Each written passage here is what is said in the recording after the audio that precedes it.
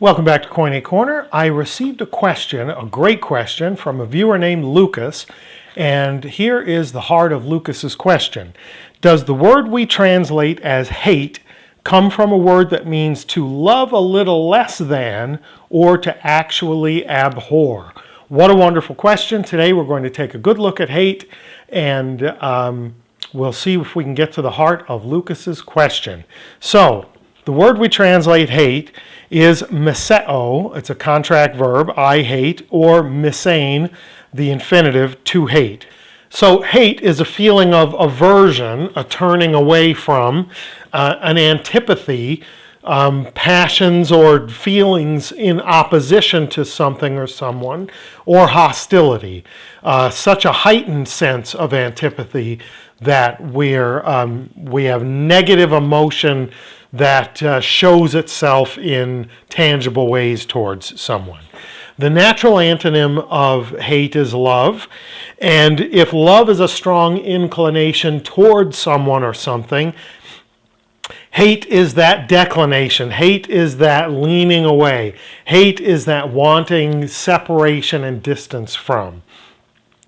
Hate is the rejection of someone or something. In the Old Testament, in the Septuagint, we see three different words used frequently. We see miseo, I hate, and misane, the forms of the verb. We also see misos, hatred, and we also see misetos, the object of hatred, someone or something that is hated. We see in the Septuagint that God both can and does hate, typically things like idolatry and false worship. And we see in the Septuagint that the wicked are said to both hate God and the righteous. When we move into the New Testament, unlike the Old Testament, there's just this one major word used for hate, and that is the verb form miseo, I hate, or misane, to hate. We also see used as a participle and used in all the various tenses, etc.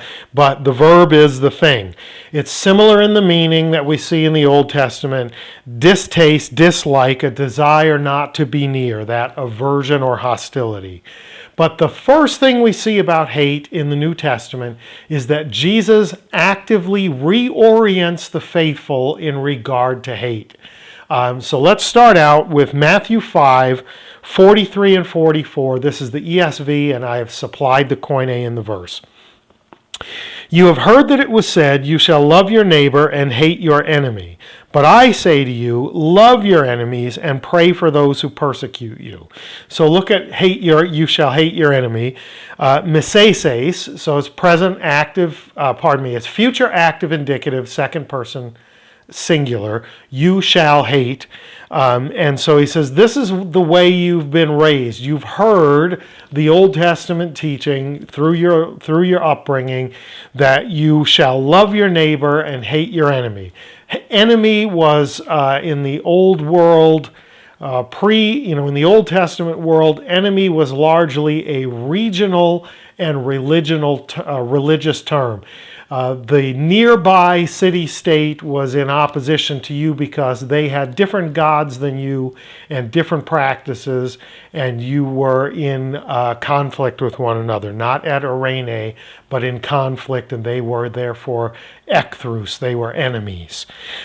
So the reorientation is be inclined toward, not away from or against. Don't have antipathy toward your enemy, but counter hate with love. He takes it even farther in Luke chapter 6, verses 27 and 28. But I say to you who hear, love your enemies, do good to those who hate you, bless those who curse you, pray for those who abuse you. So those who hate you is misusin. Those, third person plural, those who hate you. The people who are hating you on a continual basis, what you should do to them is show them love, do good to them, give them kindness, pray for them, bless them. You'll change them by changing your posture toward them. Pretty great reorientation. So Elsewhere, we're not going to look into them. You can read this for yourself. Jesus says that the world will hate his followers just like the world hates him and his Father who sent him. Especially in John's Gospel, we see a lot of dichotomy between love and hate, between light and dark. To hate is to reject the light, is to reject love, and is therefore to reject God and the life that he gives. If you live in the light, in the love of God and of Christ, then you will object the world's hate.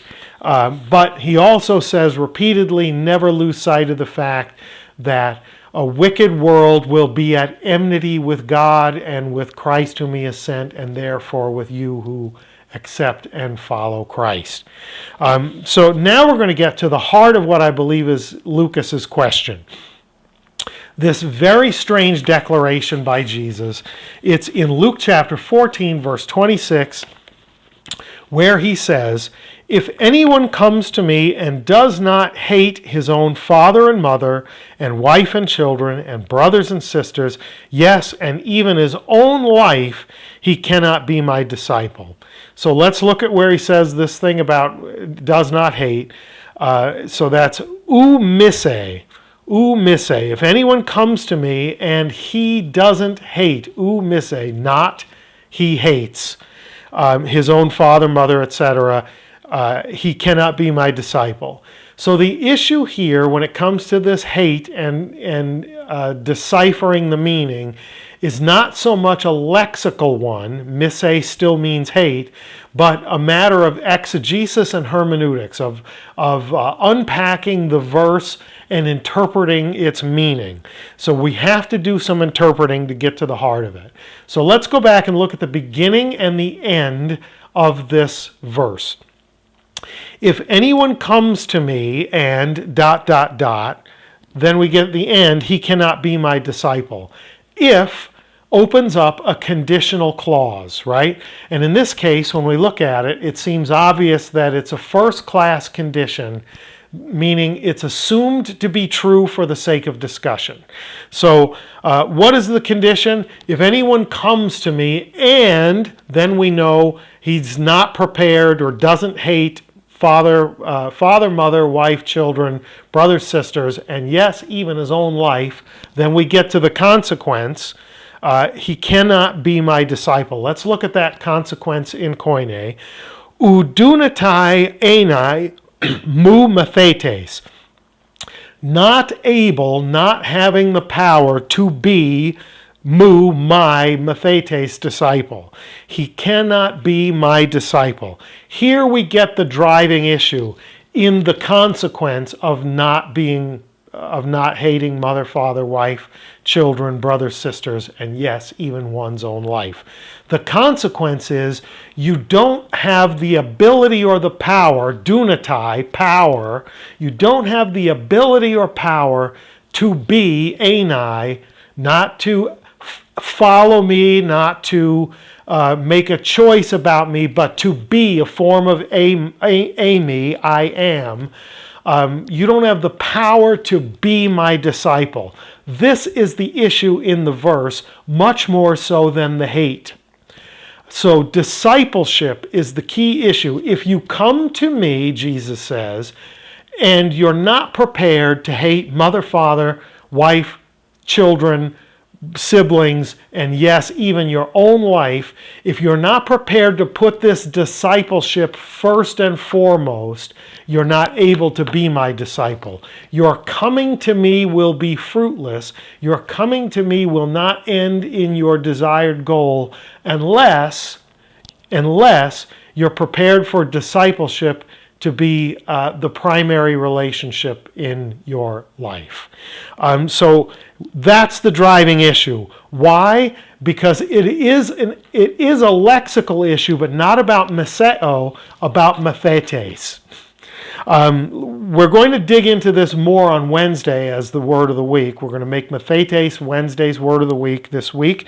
But let's do a little short dig into it. The master-disciple relationship in the ancient world is a relationship that takes primacy, but not exclusivity.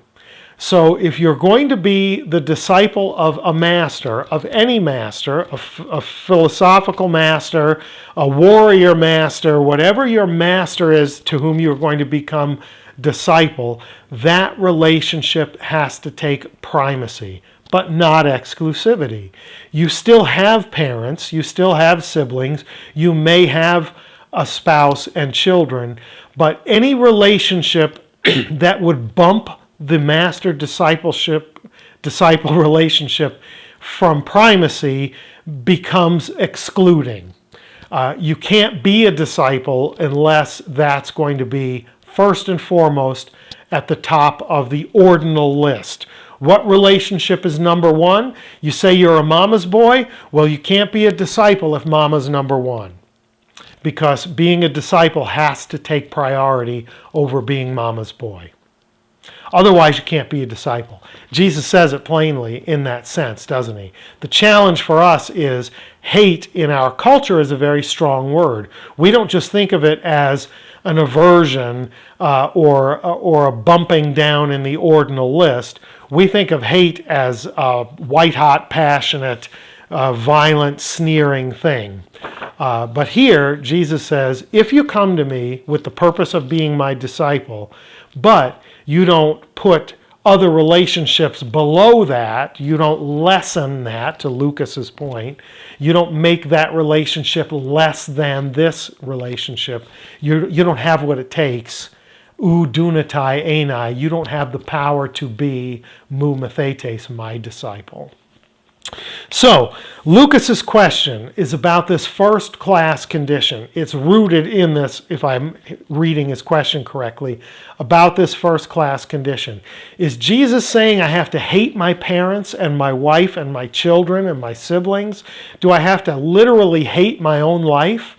Only in regard to this discipleship, because this is a hypothetical question, a first-class condition, assumed to be true for the sake of discussion. If you come to Jesus to be a disciple, but you're not prepared to make that relationship number one, then you don't have what it takes, ou dunatai, to be enai, his disciple, mathetes. Mathetes is the nature of being a disciple is such that nothing else can have primacy above it. So there we have that notion that may be where Lucas got the nature of his question. Does meseo mean to love less than something else? In the context of Luke 14:26, it certainly seems to. You don't have to go off and cut your family out of your life, but any relationship that is going to be in contest with discipleship excludes you from discipleship. It doesn't exclude you from being a son or a daughter or a spouse or a parent or a sibling, but if that relationship comes first, it excludes you from discipleship. Pretty powerful stuff, pretty interesting stuff. If you want discipleship, it only is possible if it comes with primacy. Not exclusivity, but primacy. We're going to look into that much more on Wednesday when we dig into discipleship as the word of the week. But until then, thank you, Lucas, for your great question. I hope this was helpful for you and for everyone who watched it. And until we see one another again, Karis Kairene Humin, grace and peace to you.